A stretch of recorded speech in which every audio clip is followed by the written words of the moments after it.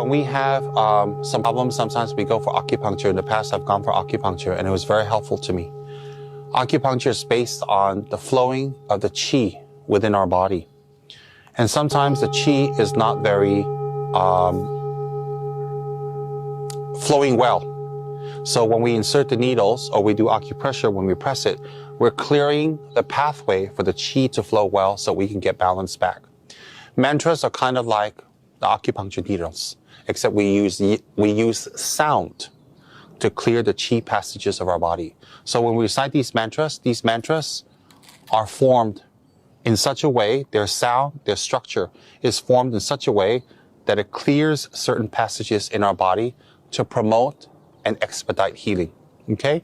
So these do not create the healing. You have to go for medication, but they will expedite and help. For example, if we have high blood pressure, we have to take medicine. The medicine keeps it under control, but we also have to exercise. We also have to watch our diet. So watching the diet and exercising is something that is a big factor towards the actual healing or getting control of the high blood pressure and its symptoms.